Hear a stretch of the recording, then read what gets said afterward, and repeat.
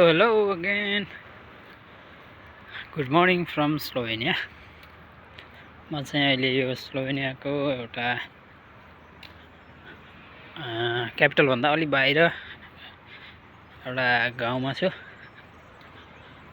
यहाँनिर हिँड्दै छु। यतातिरको घरहरू, सरसफाइ, बाटो, नल नाला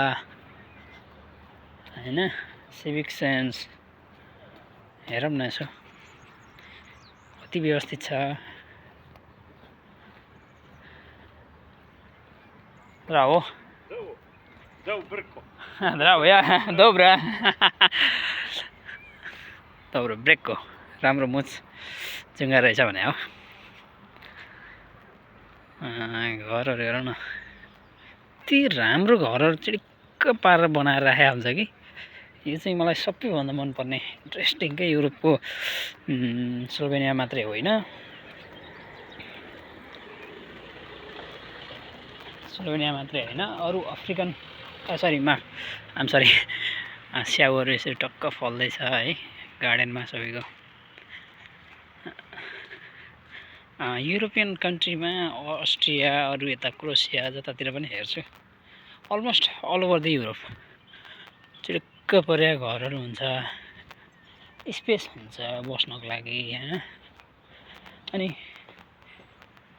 के अरे हाम्रो जस्तो एकदमै सानो जग्गामा सानो घर कोचाङ्ग्रिएर बस्नुपर्ने त्यस्तो मानसिकता नै छैन यतातिर मान्छेहरूको। अनि क्यापिटलमै काठमाडौँमै ओइरिनुपर्छ, पुटोल काठमाडौँ पोखरामै ओइरिनुपर्छ भन्ने जस्तो पनि मानसिकता यहाँको मान्छेहरूको नै के। एउटा कुरा त त्यो त इक्वालिटी डेभलपमेन्टमा चाहिँ इक्वालिटी भएको कारणले पनि होला, गाउँ गाउँमा कुना काप्चामा पनि बराबर सरकारले चाहिँ सबै सुविधाहरू पुर्याएको छ गभर्मेन्टले। त्यो भएपछि सबै कुराहरू डिसेन्ट्रलाइज भएको भएर होला हैन। अब खास गरी इन्डस्ट्रीहरू, खास गरी जब अपर्च्युनिटीहरू चाहिँ रुरल एरियामा झन् धेरै हुने, त्यो कारणले पनि मान्छेहरू रुरल एरियामा टक्क गएर घरहरू बनाएर बस्छन्। यस्तो राम्रो बस्ती विकासहरू भएको हुन्छ कस्तो हामीभन्दा 100 वर्ष अगाडि जस्तो कि। अब खुला ठाउँहरूको लागि काठमाडौँमा सामान्य एउटा चाहिँ पार्कको विषयमा कहिले कति विषयहरू उठिरहेको हुन्छ। खुला ठाउँ भनेको सामान्य हो यहाँको लागि चाहिँ, प्राकृतिक तरिकाले हेऱ्यो भने हैन। फुटपाथ कति विकास के, कति व्यवस्थित के।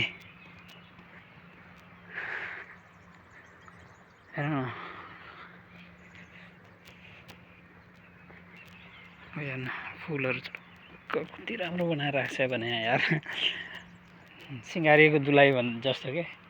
फेरि एकजनाको मात्रै होइन हो, घरहरू जति पनि हेर्छु पुरानो घरहरू पनि हाम्रो खास गरी पोखरातिर त्यतातिर अलि पहाडी जिल्लाहरूमा चाहिँ यस्तो खालको घरहरू पहिला चाहिँ खपडा लगाएर के गरेर बनाउने राम्रो देखिन्थ्यो। त्यो घरहरू पनि ढुङ्गाले उसले बनाएको घरहरू पनि अब अहिले चाहिँ मान्छेहरूलाई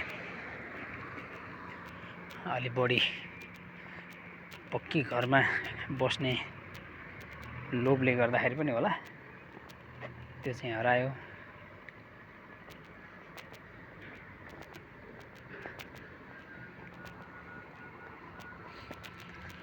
अनुशासन आफै मान्छे अनुशासनमा बाँधिन्छ, इन्फ्रास्ट्रक्चर सबै कुराहरू भएको भएर पनि होला मान्छे अटोमेटिक अनुशासनमा बाँधेको देखिन्छ। जहाँ पनि अब रुल तोड्नुपर्ने के गर्नुपर्ने आवश्यकतै छैन, सिभिक सेन्स प्रयोग गर्नुपर्ने होइन। जहाँ पाए त्यहाँ फाल्ने कुरा पनि भएन, डस्टबिन ठाउँमा यसरी टक्कर राखिदिएको हुन्छ, तपाईँ आफै अनुशासित भइहाल्नुहुन्छ। युरोपियन कन्ट्रीमा आएपछि गाउँहरू यहाँको चाहिँ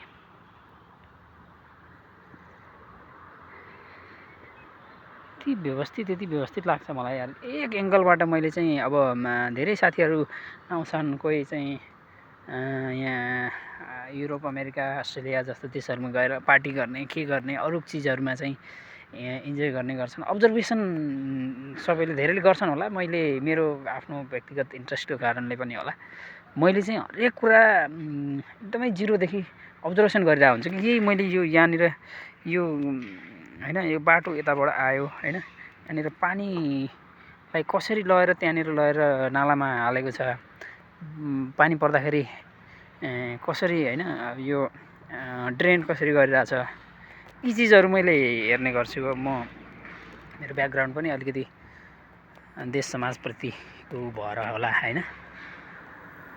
यो चिजहरू हेर्नुहोस् न कति इन्ट्रेस्टिङ छ। टक्क यसरी बाटोमा यहाँ पानी आयो भने यहाँबाट ड्रेन भएर सर जाने भयो बाटोमा छताछुल्ल। त्यो काठमाडौँको अहिले एक दिन अलि ठुलो पानी परेको भने काठमाडौँको त्यो गलीगलीमा हेर्नु न कस्तो हुन्छ त्यो बाटोहरूमा होइन। त्यत्रो ठुलो लाखौँ जनसङ्ख्या भएको बस्ने ठाउँमा त्यस्तो स्थिति छ होइन। जिम्मेवारी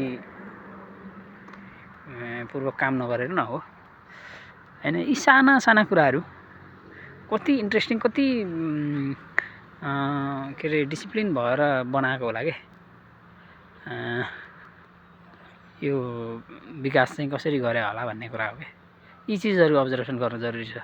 विदेशमा आइसके पछाडि, विदेश जति वर्ष बसिन्छ, देशबाट फर्किसके पछाडि यी चिजहरू सिक्न एकदमै जरुरी छ र यी चिजहरू लागू गर्नु जरुरी छ। र हाम्रो देश, हाम्रो समाजमा हामीले यो चिज किन गर्न सकिँदैन त? आखिर त्यही हो, बजेट पनि त्यस्तै होला, यिनीहरूले प्रयोग गर्ने सिमेन्ट पनि त्यस्तै होला, गिटी बालुवा त्यस्तै होला, हामीले पनि त्यस्तै प्रयोग गर्छौँ। हामी कहाँ झन् स्मार्ट चाहिँ इन्जिनियरहरू पढे लेखेका होइन इन्जिनियरहरू छन्। ती इन्जिनियरहरूले किन यसरी गर्दैनन् त होइन। यो चिजहरू चाहिँ हामीले सिक्न, यो चिजहरू चाहिँ मैले खास गरी व्यक्तिगत रूपमा मैले चाहिँ अब्जर्भेसन गरिरहेको हुन्छु। म अलि हतार भयो। Next time I will make one more video. Interesting कुराहरू के भयो भने म लिएर आउँछु। Thank you, have a good day.